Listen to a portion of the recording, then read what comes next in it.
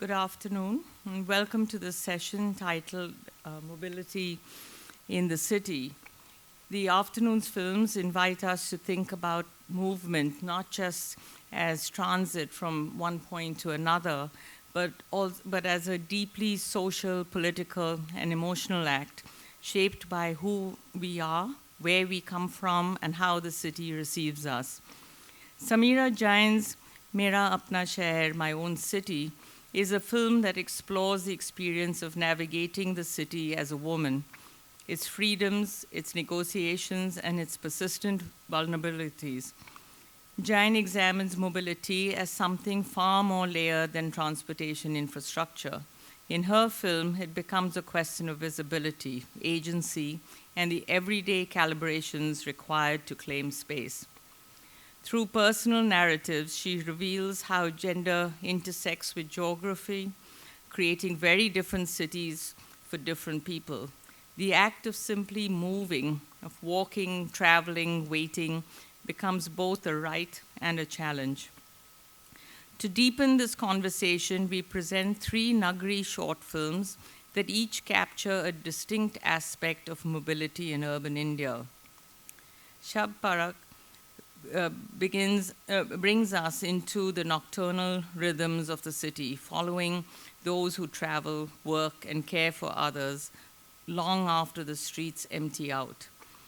It examines what mobility looks like when the city sleeps, who has the freedom to move, who must move, and who risks accompany that movement. इस शहर में चलते हुए, while walking through the city, invites us to discover the simplest form of mobility, walking. Through attentive observation, the film reveals the pleasures and frictions of moving on foot, the unexpected encounters, the obstacles, the precariousness of pedestrian life, and the shifting landscapes that shape the everyday act of getting from place to place. And finally, Level Up follows an inter-abled couple as they navigate Chennai's uneven, often exclusionary public infrastructure.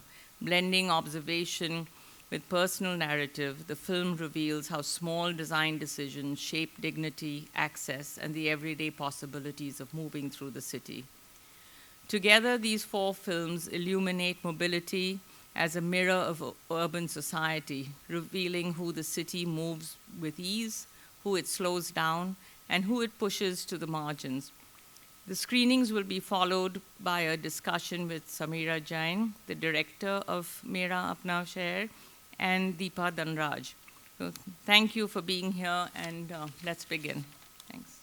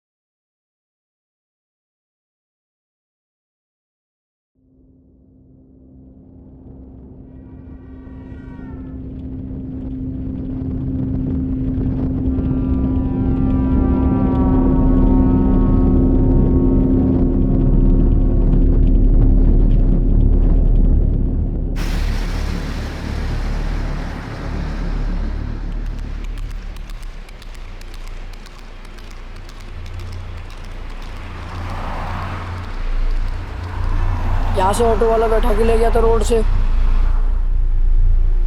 जाते बीच में मतलब कोई पुल पे चढ़ा के वहाँ उसके बंदे खड़े थे। मुझे क्या पता क्या होगा मेरे साथ में, बांध के डाल दिया, पैसे वैसे सब छीन लिए, चाकू भी मार दिया, बोल दिया कि आप ज़्यादा बोलेंगे तो पति खत्म कर दो।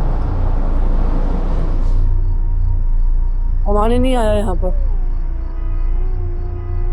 इसलिए ऑटो से कम जाते हैं, बस से इसलिए ज़्यादा जाते हैं। नाइट में तो इसलिए आए थे मतलब कोई ना कोई बस खड़ी मिलेगी।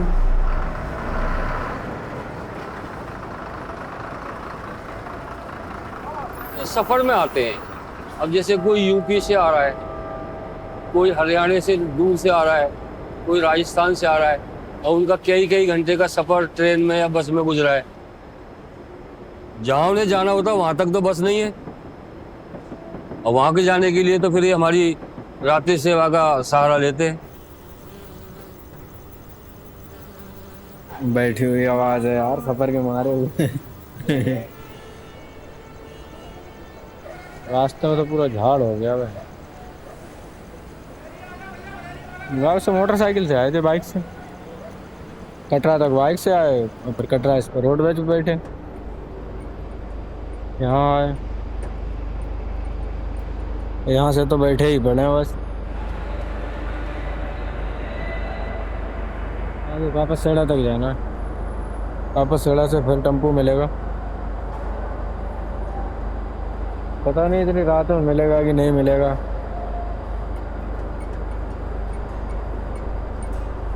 जीपन डॉक्टर में चलने पर जाएगी है जीपन डॉक्टर में कोई नहीं जाती है। जीएलपी पकड़ के कश्मीरी गेट बदल के चले जाओ, वहाँ पे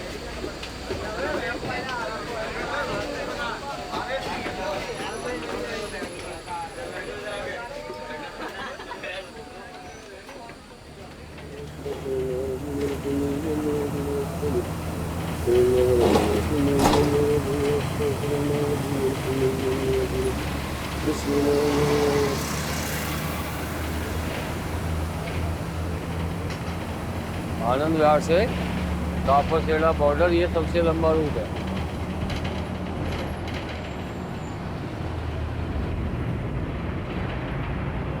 और अभी एक लड़की अभी चढ़ेगी यहाँ से,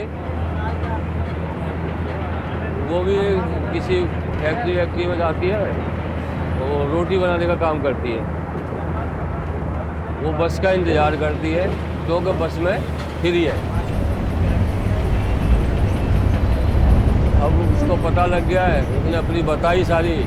4:30 बजे से हाजिरी है मेरी, आपकी गाड़ी रुक जाती है, मिल जाती है तो मैं अपना टाइम से पहुंच जाता हूँ।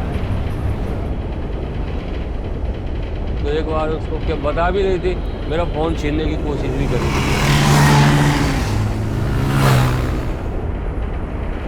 कोई बात नहीं, विशेष ध्यान रखा जाएगा आपका।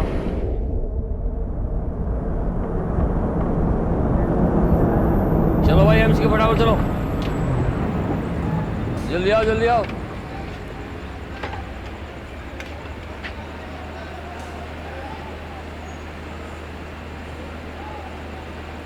हॉस्पिटल, स्टेशन और बस अड्डे इसलिए है कि ये इनकी ज़रूरत होती है पब्लिक को, पैसेंजरों को ज़रूरत होती है।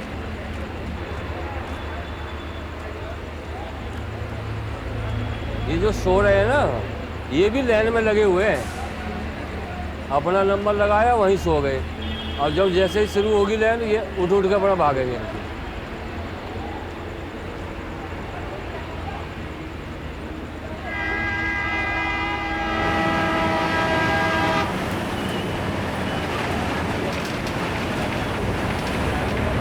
दिमाग सो जाता है, आँख खुली रहेगी।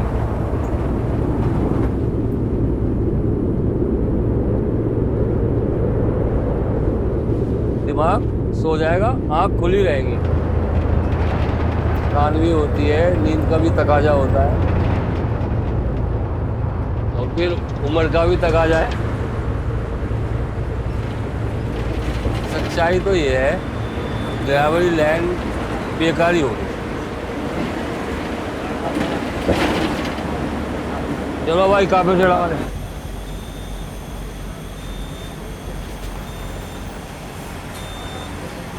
हो गई पूरी सवारी?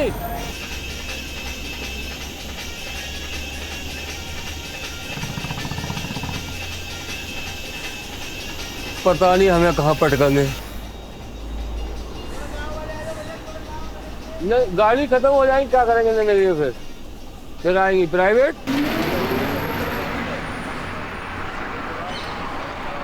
सरकारी ड्राइवर को तो कहीं ना कहीं एडजस्ट करेंगे, और जो रहा कॉन्ट्रैक्ट के, तो उनको क्या करेंगे, भाई अपने घर जाओ।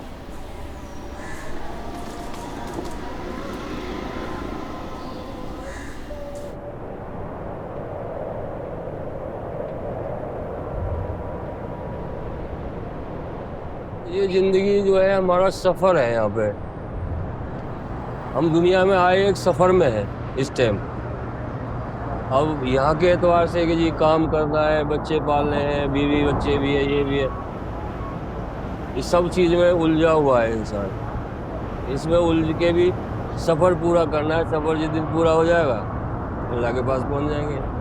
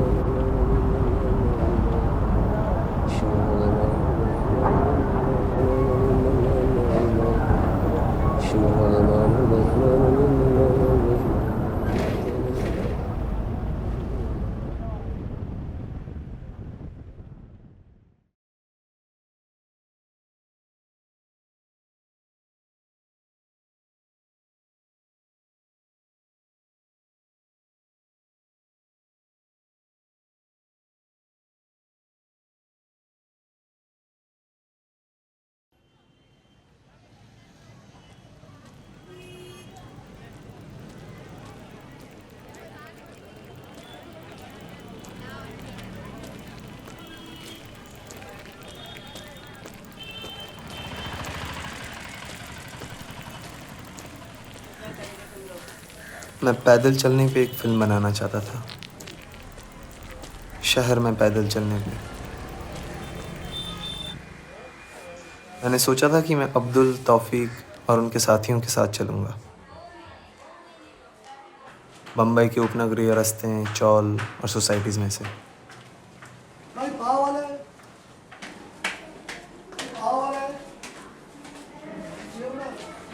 ये अपना यहाँ बिल्डिंग घूमे, फिर एक ऐसे 1 number, 2 number, 3 number, 4 number, 5 number, एक पूरे बिल्डिंग में, फिर 14 बिल्डिंग में जाना पड़ता है। इस चौल के पीछे मेरा हाउसिंग सोसाइटी है। अब्दुल से वहीं पे मिला था जब वो मेरे अपार्टमेंट आया था अंडे और पाव बेचने। अभी वो गांव गए हैं अपने एरिया की जिम्मेदारी तौफीक को देकर।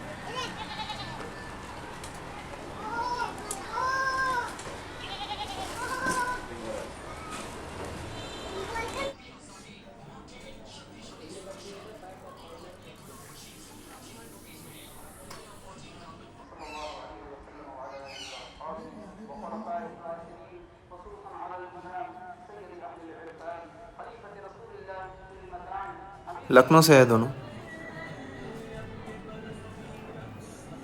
यहाँ मेरे हाउसिंग सोसाइटी के उस पार एक बस्ती में रहते हैं किराए पे।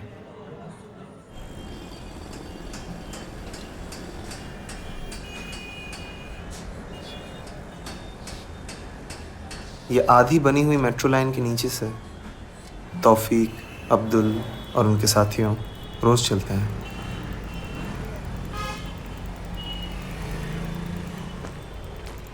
सुबह 5 से 8 बजे दूध और रोटी, दोपहर 3 से रात 12 बजे तक अंडा, पाव, चकली, तमाम चीज़ें।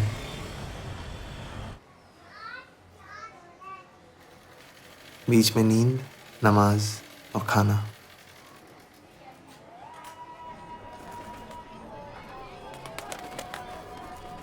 मैंने सोचा था कि ये फिल्म सिर्फ उनके बारे में होगी, पर नहीं है।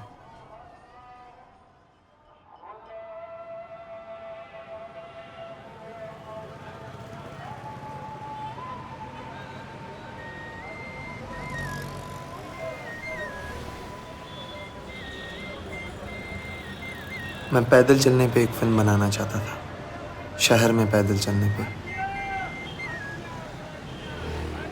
मैं चलता हूँ इस शहर की गलियों से, तौफीक चलता है इस शहर में। वो औरत चलते हुए जा रही है इन्फिनिटी मॉल के सामने से। बड़ा मुश्किल चौराहा है, अनगिनत गाड़ियों की भीड़ किसी भी चेहरे को बहुत आसानी से मिटा देती है। यहाँ आसमान इमारतों से बांधा हुआ है, उनके नीचे रास्ते में हम।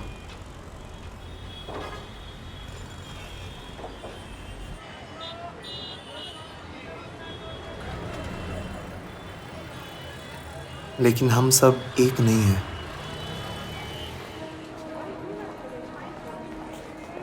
इंतखाब इंतखाब हमें अलग करता है।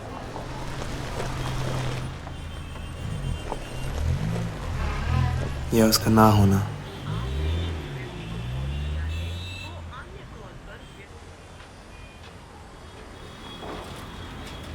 फिर कौन है वो जिन्हें चलना पड़ता है?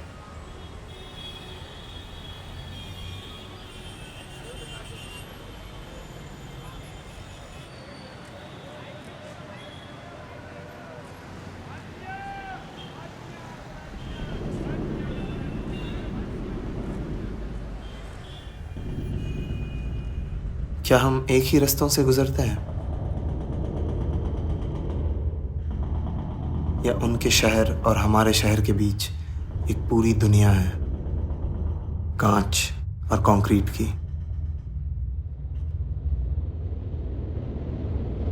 दोनों तरफ कोहरा।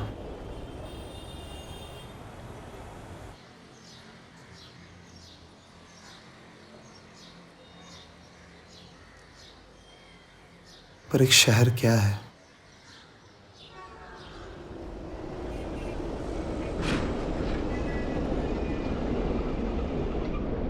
किसके लिए बनाया जाता है शहर?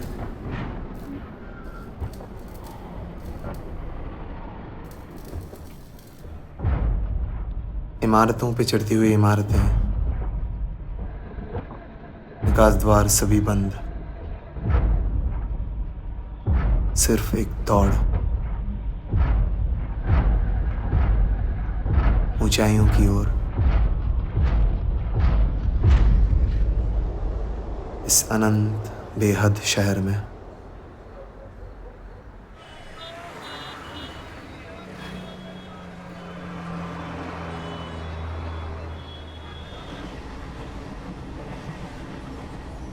मैं उस पार भी रहा हूं। तेज गाड़ियां, उससे भी तेज सपने। सब कुछ जो धीमा है वो बेकार।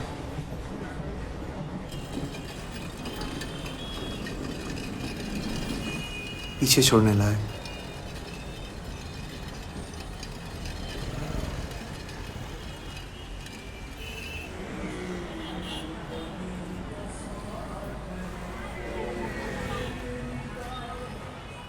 और आजकल मुझे लगता है कि इस शहर में चलते हुए हर चेहरा शायद मेरा है।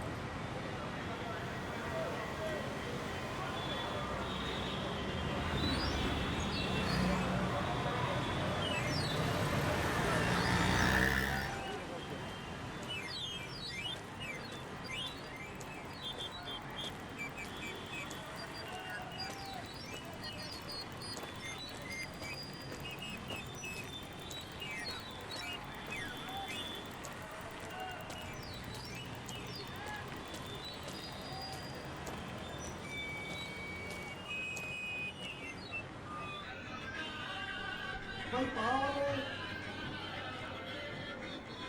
सब आओ, दोनों से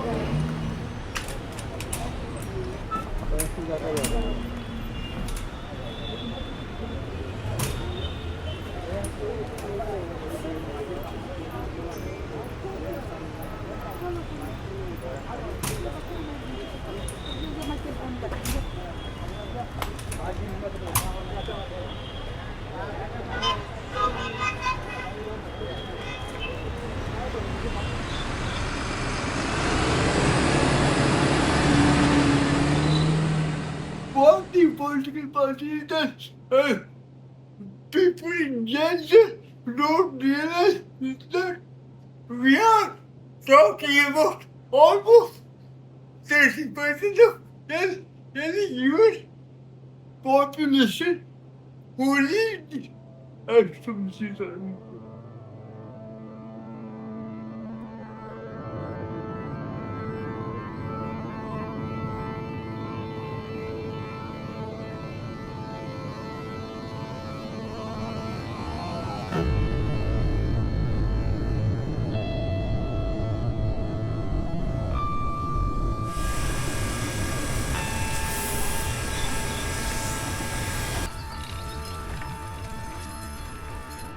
See, for court or for a lawyer, now 20 years is something that several litigations in court, 20 years is nothing. But the question is, should something so basic have taken so long to realize?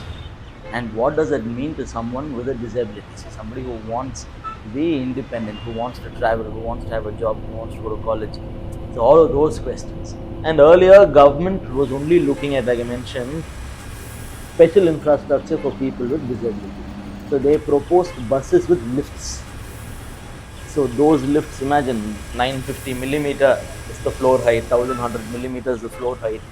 From the road in traffic, you will have somebody hoisted, the 1100 millimeter into the air and then pulled into the bus. It wasn't very safe. The only 2 buses were introduced. Those 2 buses were applied on, I think, 4 routes. Those also never worked.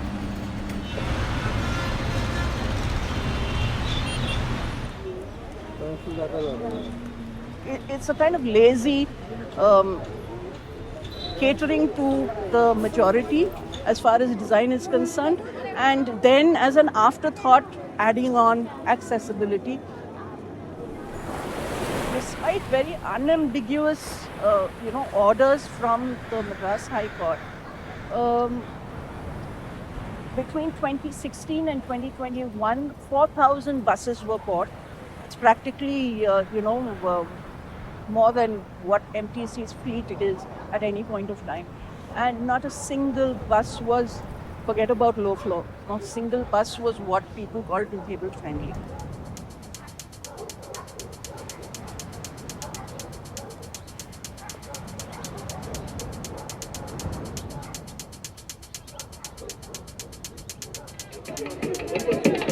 கொஞ்சம் bus move பண்ணுங்க,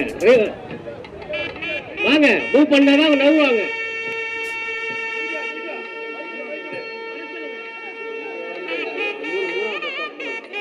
ஓட்டுநர் கொஞ்சம் வண்டியை move பண்ணுங்க.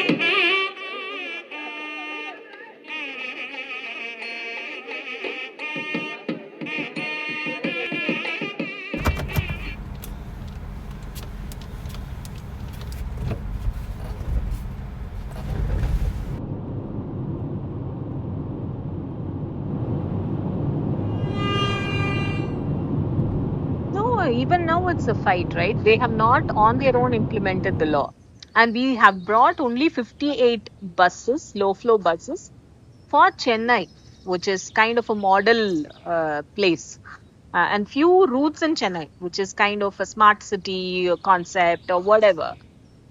But the rest of Tamil Nadu have no services, so we cannot claim it as a social justice model or whatever.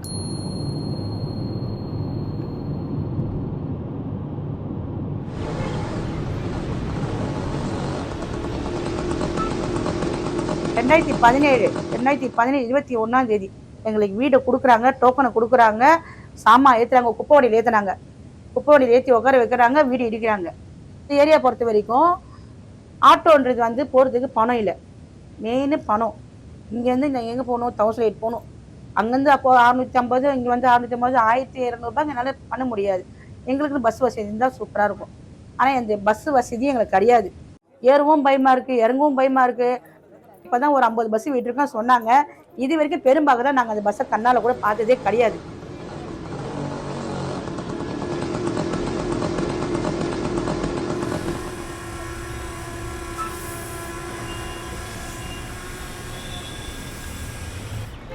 I feel accessibility is like a backbone of a personal development.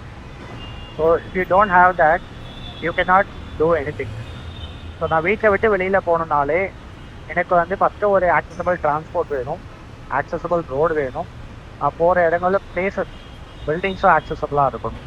So இப்போ நான் ஒரு இடத்துக்கு போகிறேன்னா, if I don't have accessible transport, again I am depend on someone wherein I am forced to tempt myself to place me in a car or auto, again post the feature, keep it inside. The same way நான் போய் இறக்குற இடத்துல ஒரு ஆள் ரெடியாக இருந்தால் தான் எனக்கு சப்போர்ட் பண்ண முடியும்.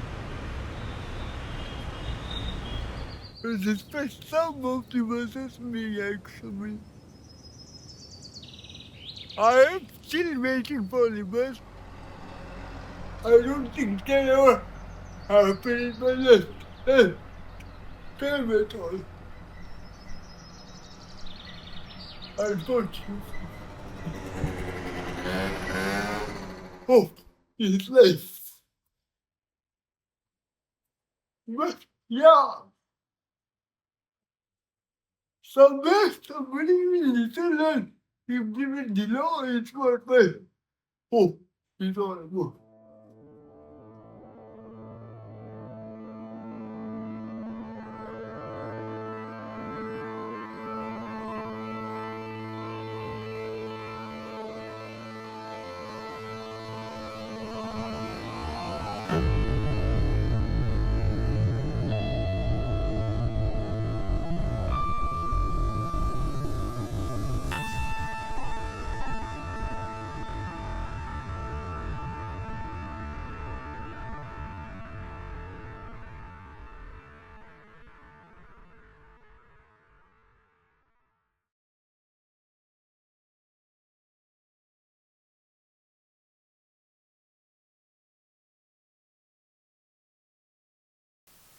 Hi, good afternoon.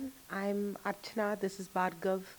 We're two of the three people who made Level Up for last year's Nagari grant cycle. I mean, you all just saw the film. We're happy to take questions, have a conversation. Of course, perhaps I should say that we made the film last year in August, and it was uploaded last year in December, so 1 year to the day almost.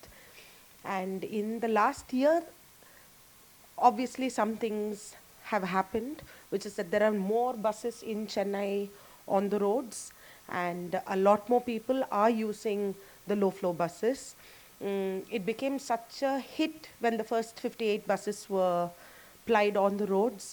I suppose those until then that thought that this was only an issue for people with disabilities or wheelchair users began to realize just the ease of being able to get onto a low-floor bus, wearing a sari if you're pregnant, if you're carrying goods, if you have things that you need to sell. And then I think that that question of universal design became very obvious to so many more people because they were able to get onto a low-floor bus. In the last year, so many more buses are out there. In fact, while we were shooting the film, we knew about the low-floor buses as an announcement that they were on the streets, but through the course of us shooting, we couldn't even find one low-floor bus. So more buses, and Satish, one of the people that we see in the film, runs a YouTube channel called Sat on Wheels, where he is literally documenting his journey commuting through the city. So he has been talking about what it's meant to him to go everywhere that he needs to go using low-floor buses, and how much money he's been able to save in 1 year because he's been using the buses. Other people are talking about what it's meant to be out there, participate, and get onto tables where so much of this is being discussed, and what that means just in terms of accessible public transport. There's also one more thing that's happened. Sorry, I meant to say it. I'm yeah, losing it. But Bhargav. Yeah, I think like she said, there have been 350 odd buses since the time we shot the film out of maybe 5,000 strong fleet. And I think I'm particularly interested in how the film is going to look maybe 5 or 10 years from now, because the state government that brought about this change trumpeted this as a sort of seminal landmark in mobility for the city and for the state. And given the track record of the state government, we know they've done things as lip service, and which is why I'm particularly interested to see how things will look 5-10 years from now. And I think what we also found challenging, apart from maybe the fact that we did not see a low-flow bus while shooting for the film, which is why you don't see anything on film, is we wanted to shoot the characters moving through the city, and that was a rather impossible task, because even though there are buses, even though you see a couple of people get on the buses, there are no ways for people to move from their houses to the bus stop itself, because the footpaths aren't accessible, there are no ramps, and likewise, and last mile connectivity is almost non-existent. So this also, I think, personally will remain as an archive of how in the moment that we shot the film in is going to look maybe 5-10 years from now. If there are any questions, we're happy to take. Yeah. So I'm not familiar with what a low flow bus is, and why would not every new bus bought be one of those if there is no difference in price?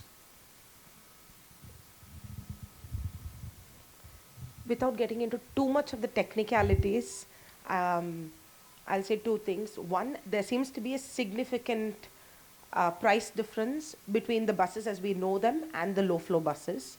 And this is because buses that we know and we're used to, the buses with the 3 steps going up, are actually built on the bodies of trucks. So a truck chassis has been all along used to build buses, which is why you have the 3-floor up onto the buses. To then push for creating low flow buses that don't have a barrier within the bus. So it's just one step into the bus. There's a significant price difference. So one low flow bus costs upwards of 80 lakh rupees. And all along we've been using the truck chassis to make buses, and there are only so many manufacturers that have made buses for us. In Tamil Nadu, one of them is Ashok Leyland, that makes trucks and therefore buses with the same chassis. So there's been pushback against also from manufacturers in the costs going up in providing public transportation, then the state would have to pay for, and those payments don't really come through. So there had been quite some strong pushback against changing to low flow buses. And then of course there were all these concerns about, given the quality of our roads, the speed bumps and the speed breakers, can these buses carrying that kind of load actually get past all of that? And when this was challenged by the disability rights community, the court ordered that a number of people do experimental bus rides to ensure that the buses are able to navigate through all the speed breakers and bumps, which happened, which is after when the High Court ruled that buses that are procured need to be and can be low flow buses. But what that means also is that disability rights activists, especially groups like the Disability Rights Alliance that we worked with over the course of making this film, it feels like it's not one thing that you can make a demand for, push for, and then think that the state is going to take over. Soon after low flow buses were introduced in the state, I had friends who were sitting down to draw up the guidelines for what the height of the road should be, what the inclination of the speed breaker needs to be, how many speed breakers can there be on one stretch of road. So it does feel like everything that you think you don't have to get involved in seems to be the thing then that becomes the barrier. Just want to add something to that. I think another insight that we sort of gleaned through our interviews with persons with disabilities was that this particular case of low flow buses took about 20 years to come about, and that was through multiple case litigations and cases that were filed by Rajiv and people from the alliance. There's also, I guess, the obvious and hard to digest answer that there's no political will really to bring about this sort of grand, I think, change. Because when one of the people, Vaishnavi, talks about universal design, I think universal design is also a manifestation in the imagination of equality, of imagining public spaces where everybody can move and can be imagined as equal. And somehow I feel that's a reflection of the kind of, I guess, politics that currently rests in our states. Yeah. Can I have a follow? Just one, I don't understand why lifts don't work, because they work all over the Western universe. Two, what is the difference? 80 lakhs to what is a regular bus? It's actually only a 30 or 40, I mean, not only, but it's a 30 or 40 lakh difference. And there is, of course, technology where you can have a low bus and on a hydraulic system lift it so that bumps and things can get over. That is also done. I mean, Citroën is a famous car for that, the French car that does that.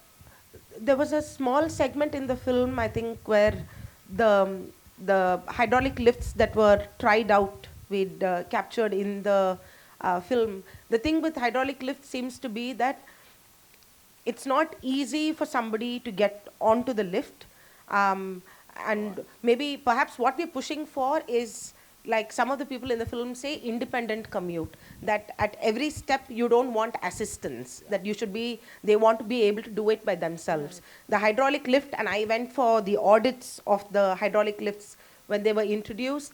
When the roads are narrow, there's so much traffic, you're at a bus stop and a person needs to get on and get off a bus with the hydraulic lift, it takes about 10 to 15 minutes. And that's then traffic backing up, all that honking. You would think that anywhere else on the street or anywhere else in the world, if you saw a person with disability, there would be empathy. You'd want to wait, you'd want to step back, let people go, be polite.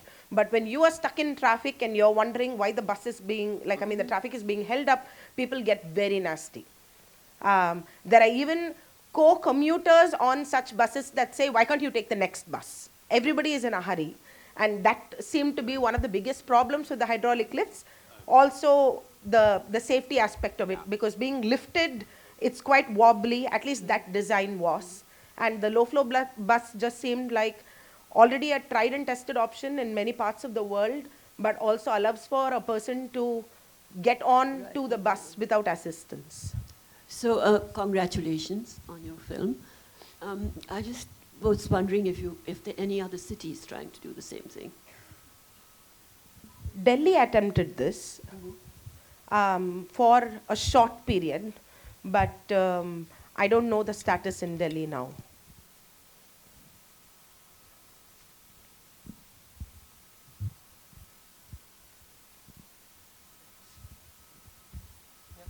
Thank you very much. Thank you for having us. Thank you watching for the film. having us. Yeah.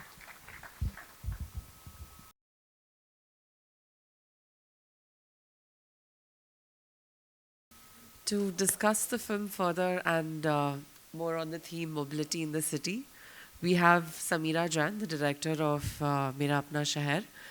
She's going to be in conversation with Deepa Dhanraj. Could I please request you both to come to the stage? So Sameera Jain is a film editor, director and educator. She has an interest in structuring pedagogic practice which pushes boundaries of the documentary form and interrogates accepted codes around it. She directed the creative documentary course SACAC New Delhi.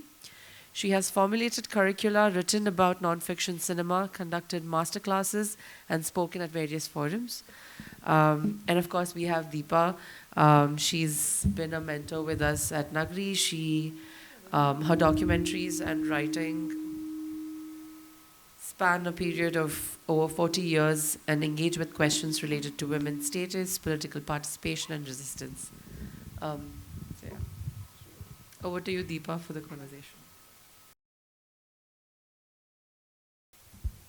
Thank you, Sameera, for making this film. I don't think I mean, I think I can categorically say that all Indian women of many classes there is a kind of stress and anxiety about being in public places on your own, or just in negotiating the city, whether it's public transport, whether it's also just the feeling of leisure, to be in a space and to enjoy that space even if you're alone. So definitely, I think the theme really resonated, not just with me, but I think with many women here. So we just start with the first question, which is why did you make this film? How did you come up with this idea? And yeah, maybe we could just start from there. Yeah, sure. Working, right? Yeah. Can I start from a little earlier, actually? Of course, yeah? you can start from anywhere you like. Because I think that kind of makes things fall into place. So I had, as you said, it's such a common experience. And even before I get to the background, I'd like to say very much that for me it was the idea of the micro reflecting a macro. So in a sense, it's not just about the female body being uncomfortable or having no place really in the city. It's also about the female presence in many ways. And while I was doing my research, it could have expanded. But I chose to keep it a micro experience. But anyway, I think like many of us, I had actually been making little notes and narratives, perhaps even from my teenage years. Just sort of writing off and on.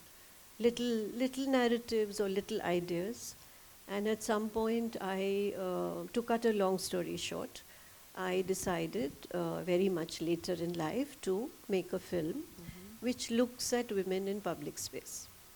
And I actually applied to PSBT, Public Service Broadcasting Trust, and I got the funds. I mean, I got, minimal funds, but I got some funds. And then I started work as in the research. And at some point, I realized that I was going to be doing this film, which had some interviews with women who felt that the city was very unsafe. Perhaps some with some women who felt it was not so bad. I would go, upper class, middle class. I would look at caste. I would look at, obviously, localities of residence and so on. And perhaps with some men, talk to some men, and kind of tip the balance in the way that I wanted. And it was a film that I'd already seen. And it was actually a film that everybody had already seen. And experienced. But it was the whole futility of this exercise was really disheartening. And at that point, I just felt that, okay, somebody's reading a synopsis, they're going to see a film about gender in the city, and they sort of see this film with all these interviews, and they come out satisfied. Okay, interesting, nice film. And there's a sense of closure. So I actually gave up the project, and I returned the advance to PSBT, because it felt, for something that had been with me for so long, which I felt so compellingly, it didn't seem to be worth doing this to it, making it a predictable statement which was pre-digested, pre-churned, and was just being handed out. So anyway, so I gave it up, and then I, of course, sort of like a bad penny, it turned up again a few years later. And I then decided to again apply for funds, and I did get some, again, minimal funds. And this time I decided that I would just research. I would research, meet people, talk to people, but go into many aspects of research, not with the intention of putting them directly into the film, but to see if a form can emerge, a form can be found from inside that process of research. So, I mean, I've talked a lot already. So, I mean, that's kind of how I approached it to start with, yeah. So, no, what's very clear in the film is that, as you said, rather than having a narrative which is based on interviews, and which would be a very different kind of film. So you let us enter the experiences of women, and I think there I'd just like to ask you about the idea of using the two-camera approach, where you have footage that is like almost from a body camera of one of the women, and the second camera which is recording. So this is a very interesting way to, even for the viewers to really feel like, what is that gaze, like when they're in those spaces, like, you know, what, I mean, how that, what that looks like. That's one question I have, and yeah, maybe we can just go with that to begin with. Yeah. Yeah, sure. I mean, it was a process. You know, obviously, like many of us have been uncomfortable with the idea of a spy cam. At the same time, one was trying to look at, you know, it's a bit like what is in the public realm. How do I look at it again? Yeah. How do I look at it in a way that the invisible becomes visible? It's already visible, but it's invisibilized. So how do I look at that? So then the camera person, Rita Banerjee, and I, we were brainstorming about this, and she suggested, she said, why don't we just see what happens? So obviously we were not looking to get something which was hidden. Therefore, the idea of the spy cam is not really spy cam. We're not spying on anything. And we found we were getting images which were like nothing. The side of the road, the tree. But somehow I kept that footage aside, and I found in the editing, actually, that somehow that you know, the fragility of that image was somehow becoming like an extension of her. So anyway, I ended up including it. But what you're saying about 2 cameras, it's actually sometimes up to 5 cameras. So at the pawn shop, and this was again this really stupid, in a way, endeavor to say, let me look again and again and again. Why stupid? At the same, I mean, stupid because, you know, everybody said, why are you shooting from 5 angles? And my only answer was, I want to look again and again and again at the same obvious thing, in an attempt to show it. Otherwise, I don't know how to open people's eyes. You know, it's like that. So there was, like at the pawn shop, I can tell you, there was she had a small handbag which had a camera which was looking at the ceiling mostly, ceiling and sky. Then there was a camera which was in a car, which was parked across. Then I had in advance found a house across the road on the first floor, where that lady had, actually it's also really funny how everybody cooperated. Because she said, अच्छा आप ये देख रहे हो कि वहाँ पे एक लड़की खड़ी हो सकती है कि नहीं पान की दुकान पे, हाँ ज़रूर आओ करो. That kind of thing, and then there were a few others, you know. Yeah, and similarly, in a few places, like in the public park, there was one was there were just 2 actually. There was her bag, which was again just showing the grass and stuff, and then there was another one. It was not hidden. The camera was just placed on the grass and rolling. So yeah. So that's yeah, very interesting, this multiple perspectives. Then as we were speaking yesterday, and you shared that the credit that you have given, you know, the woman in the city was actually an actress whom you picked.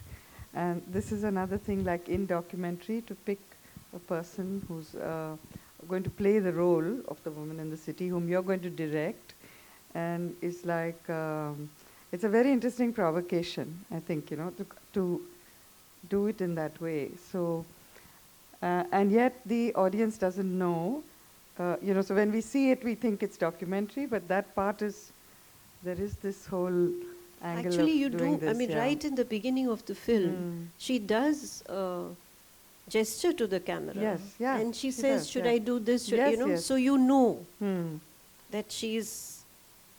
But you don't know that you have really, that she is your person. It could be anybody, but we don't know that that you are directing her in all these setups and situations. So could you speak about that process? That's Yeah, I mean, interesting, actually, it's linked entirely to the research I mentioned earlier. So without going into it, it was like I had I had visited all the NGOs who were working on women's safety. Some of them are mapping safe and unsafe areas. I had actually, like I said, having sort of been bitten once by wrong ideas of form, I didn't want to go wrong this time. So I researched feminism, body, depictions of the body, feminist psychology, history, of course, even geography, even working class areas. In Simantini, Naranjana had done some work in Andhra. Janaki Abraham had done some work in Bikaner, which was very interesting for me, just to share quickly. So she had looked in Bikaner, trying to understand as a sociologist the public and the private. So the idea of the veil, the ghungat, and other bodily sort of things. And she found that the binary of public and private actually does not really exist, right? So it was a very nice sort of, what should I say, a validation or a confirmation for me of what I was thinking, that my looking at this micro actually spills not just into public space but private space as well. Anyway, but to cut that short, I was looking obviously for work that architects had done around gendered space, and I did find some very interesting stuff online and some here, but not enough. And somehow by the time I was in this phase of research, I felt convinced that somebody has to have worked on this because it's so palpable, for us. So I went to the School of Planning and Architecture in Delhi. I went to their library and I asked them, is there any work like that, and is there any student thesis on, because I thought, hona chahiye, So they said, well, at that time, which was quite a long time back, they didn't have a very good catalogue. They didn't have a catalogue. And after a point, they just, I had gone with my associate and assistant, and they just pointed us to a big shelf, huge shelf, which was full of red-bound, hard-bound volumes of thesis. And they said, dekh lijiye. And no titles on the spines, nothing. So we basically asked for a ladder, and we, one of us started on top and the other below. And again, long story short, I found something, which was a thesis by a young woman called Riti Mandal. And it was amazing because then I found her also later, searched her on Facebook and whatever. And it was exactly this. She had taken the concept of the flaneur, Baudelaire's concept of the flaneur as the idea of typically the man, typically a young man enjoying the pleasures of the city. And she had tried to transpose that experience into a young woman's experience. So we were absolutely on the same page. And that actually became the inspiration for me directly to start to think of having an actress. So Komita Dhanda, who's playing the woman about the city, is an actress. She's a journalist. She teaches journalism. She's a very lovely young woman, and she has dressed herself into this role, which is of a lower middle class woman who is just like the taxi drivers, and I think done a pretty good job. And after that, actually it became participatory. Komita, between Rita, Komita, me and others, they were figuring out where we should go for those sections, So the eating shop, for instance, is her idea. Yeah, so very interesting. I just one more point and then we can open it up for questions. So just to say that the women's movement has always attempted or looked at the notion of public space and women's access to it in many aspects, you know. So there were Take Back the Night marches, there have been very interesting experiments like, you know, Let's Read. That's a Bangalore experiment where women just gather and sit in a park and read. So this idea of can we just be in public space, you know. So there are many of these experiments that are kind of encouraging, I think, you know. It's how can we, that it's seen as an issue and it's seen as somehow that we stake a claim to be there, you know, in many ways, yeah. So can we open it for questions? Do people have? Yeah, there, I can see a hand up, yeah.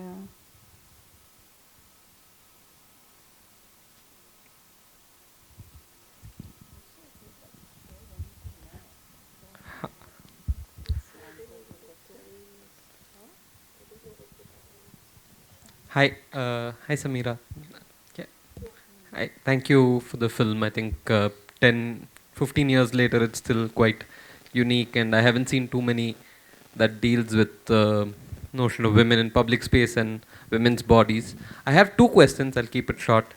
One, I think there was a timestamp that said 2010. So 15 years later, has anything about the city and how it looks at women and women in public spaces, has it changed with regard to Delhi? And I think it precedes the Nirbhaya incident by 2 years. So I'm 1 year. Okay, sorry. I'm curious how you think the city has changed with regard to that. And two, you mentioned that at certain points there were about 5 cameras that you were filming with. So I'm curious how in this provocation of visibilizing the invisible, how do you think the camera itself and its presence changed how men looked at these women, and whether that, if you think that had an effect on their behavior, or were they hidden, or how did you go about that? Thank you. Yeah, well, the first one is fairly easy to answer. Superficially, there have been a few changes, but essentially, we are exactly there. And that's only because I think we have to recognize that this is not about putting street lights and public safety, you know. This is about larger patriarchal attitudes, which actually are also, it's a political issue. It is a political issue, and you know, unless we see our politics in that way, things are not going to change, you know. So we have an inherited patriarchy, which we continue to, and please jump in, you know, into the answers, which that inherited patriarchy we are only strengthening all the time. So I don't think that this kind of thing can change overnight, or though I appreciate the efforts of the NGOs who are looking at, you know, public safety and so on, it's not only about that. It is, as Deepa was saying, about actively reclaiming. And it was interesting for me that these young girls, actually these drivers who were so timid in so many ways, so restricted in their lives, they have so much spunk. And that is a way of reclaiming. And just to share a small thing that occurs to me, you know, the film was shown in many places at that time and down the years. So wherever it has been seen by a sort of upper, you know, English-speaking sort of upper-class audience, somehow that sequence where that man tries to pick her up, right, the car, everyone is very shaken by that, and we were shaken while we were filming it. Interestingly, when I showed it to a whole bunch of these women, these girl drivers, you know what the effect of that sequence was? They laughed. So I said, why are you laughing? I mean, you know, they said, हाँ, ये तो होता रहता है. So you see, the way to respond to that, not out of fear, but to say, okay, I know this happens, but I'm going to finally reclaim. And I'm sorry, what was your second question? About the cameras. Yeah, you see, this was very important, right? Because I had seen other work that had been done in the process of research. And as you rightly say, as soon as you have a camera, the reality changes, right? Because people are looking at the camera and aware of it. So we, and this was the thing we did together, our whole crew, we decided that we would, and that crew consisted of men and women, although yes, there were 3 women. We decided that we would find spaces where we wanted to film and stay there with our camera for quite a long time. And typically we were just leaving the camera, either on a table or a floor, on the grass, you know, because we didn't want to sort of hide the camera, you know, that sort of thing. You can't make a film without a camera or a phone or something, right? So, so actually 90% of the time, though the camera was visible, people were not aware of it. It had become part of the landscape, sort of. I don't know if that answers you. Yeah. Any other question? Comments also? Anything? What do you listen to the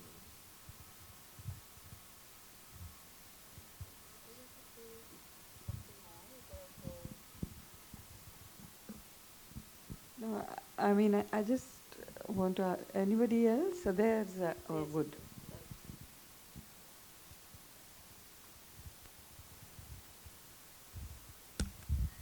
I'm just curious to know what you meant when you said that looking at the micro spills into both public and private spaces. If you could elaborate a little on that. Did I make myself clear? Oh, sorry. I'm just curious to know what you meant when you said looking at the micro spills into both public and private spaces. If you could elaborate a little on that. Yeah. No, maybe I kind of garbled my words a bit. What I meant was that one of the decisions was to stay. See, when you're researching, there are so many aspects that open out, right? So one could logically say, why aren't you going into people's homes? Or why aren't you looking at establishments where women work, etc., etc., you know? In that sense, I decided to choose to be in the micro area that I had chosen, which is looking at public spaces, knowing that the public reflects also the private, having that confidence. And actually, you know, politically also, it is about the politics which lies in the personal as well, isn't it? I mean, that politics pervades the personal and the political. So, I mean, you could look at it as 2 laterals, perhaps, you know, the micro and the macro, and the personal and the political, all of which I think reflect each other, you know. So it was a choice to stay in that domain. After my research, the film had broadly 3 characters. One was this woman in the city, another was the drivers, and the third was the city itself as a character, you know. So these were the sort of terrains that I had chosen. But is there something else that you would like to? No, I think I was just very curious about how you selected the domain. Thank you. And also maybe that maybe you could just extend this notion that there is the blurring of public and private, and why you think that's so. I can give the example also from somebody else's work, you know, which might make it clear, because like I said to you in my research, I was looking at Janaki Abraham's work as a sociologist in Bikaner, where she looked, for instance, at the idea of veiling, where she found through multiple research sort of efforts that the way a woman would veil herself as soon as a man entered the room, that act of veiling has equivalence in the public domain. So if the woman is on, let's say, on a scooter, going on a scooter behind her husband somewhere, and if she crosses a village square where generally the older men are sitting, she would have to turn her face away. And if she did not do that, that would be rude, actually. So in that sense, the public and the private are came across to me in her research as so inextricably linked, almost like a continuum, almost the same. But maybe you'd like to add to that. No, that's fine. I think that's the continuum is a very good way to put it, you know. Anybody has any questions? Any more questions? So, could also just be a comment. I mean, because as the film is sort of, you know, all of us feel the experience of it. So, yeah. Yeah, so I didn't see the film this time. I saw yesterday a little bit on YouTube, and you know, I wanted to catch up with at least the conversation. Just more like a comment that I remember that in 87 or 88, it was Deepa Dhanraj's film, and one of Samira's and one of Reena's Kamla Bai. And yours is, am I right? Something Like a War. Yeah. Is that your film? Yes. Okay, I remember. So these three films were shown in Allianz in Delhi, in Aurangzeb Road. Yeah. Three women filmmakers, aise karke tha. So anyways, I was just remembering that, and you know, and seeing it now today, you both sitting together, and I kept trying to track Deepa also, and you know, what else are you doing or whatever, because I've told about that film to many other people. So, but I just see this, like how women choose certain topics to make films and which are not visible in that sense. So it's more like a comment, and I'm glad that you're focusing on something which is very essential and which I also experience with my partner and in Jaipur, where we keep talking about, yaar, 8 baje baad sare aadmi ghum rahe hain, matlab, where are the women, you know? So anyways, I'm just appreciating that. Thank you. Okay. Well, I'm very lucky to have Deepa here to talk to. Shall we wind up? I think so. If there are no more questions or comments,